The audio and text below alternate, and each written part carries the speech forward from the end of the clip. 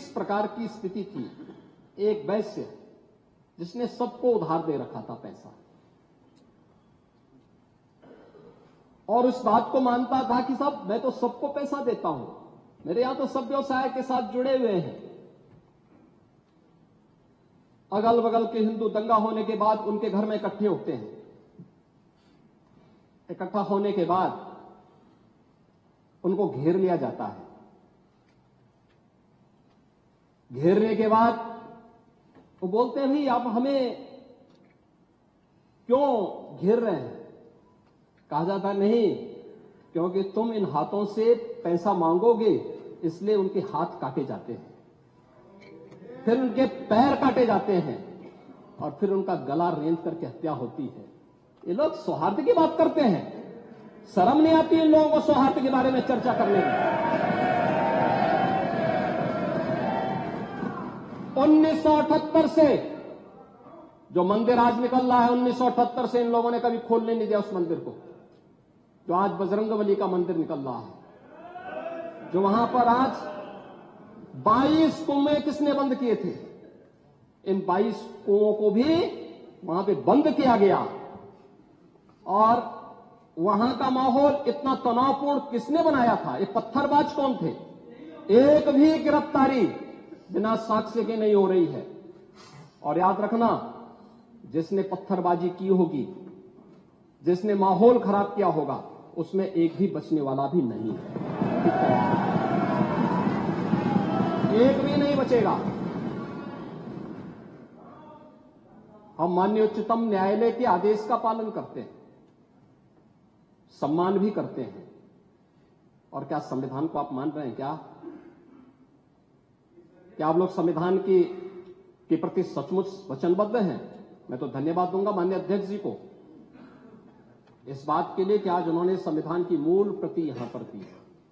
बाबा साहब भीमराव अंबेडकर जी ने 26 नवंबर 2049 को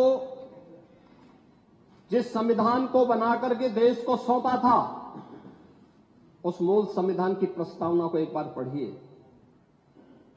मौलिक कर्तव्यों के बारे में, मौलिक अधिकारों के अध्याय के चित्र को देखिए। अलग अलग उन आर्टिकल के उस पृष्ठों का अवलोकन करिए,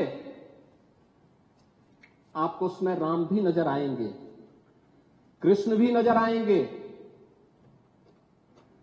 लंका दहन के उपरांत बजरंगबली भी नजर आएंगे, ज्ञान का उपदेश देने वाले बुद्ध भी नजर आएंगे। भारत की समृद्ध परंपरा का दर्शन आपको उस संविधान में मिलेगा जो बाबा साहब भीमराव अंबेडकर ने दिया था। लेकिन उस मूल संविधान में कहीं भी धर्मनिरपेक्ष या पंथ निरपेक्ष या फिर समाजवाद शब्द नहीं है, और ये आप सबकी आंखों को खोलने वाला होना चाहिए। आप लोग संविधान में बदलाव की बात करते हैं। जिन लोगों ने संविधान का गला घोंटा, उनका पिछलग्गू बन करके केवल सत्ता हथियाना चाहते हैं, जनता की आंखों में धूल झोंकना चाहते हैं। ये नहीं हो सकता। ये देश आपको नहीं करने देगा,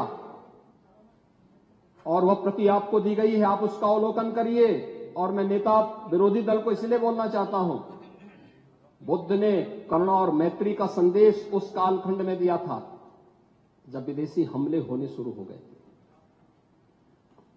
लेकिन उससे पहले राम ने कहा था, निस्सरहीन करो मही भुज उठाए प्रण कीन।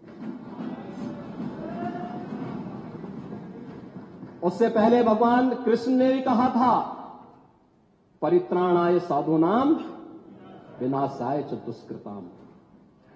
और हम तो राम और कृष्ण को ही मानते हैं, बुद्ध पर विश्वास करते हैं, उन्हीं को आदर्श मान करके हम लोग कार्य करते हैं। शासन पद्धति एक भी इंच इधर उधर नहीं करते उसकी जगह।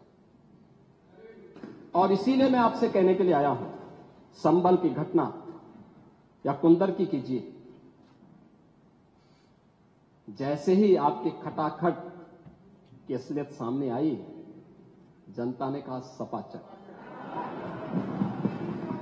उपचुनाव में 9 में से 7 तो भारतीय जनता पार्टी और एनडीए गठबंधन जीता है। और यही नहीं, सीसामऊ और करहल, याद करिए 2022 में समाजवादी पार्टी ने करहल में 70,000 से लगभग 67,000 से जीती थी। इस बार वह मात्र 13-14,000 तक आ गई है। वो भी चच्चू थोड़ा वहां पे कृपा कर लिए, नहीं तो वहां भी सपा चढ़ तय था। अगली बार होगा चच्चू।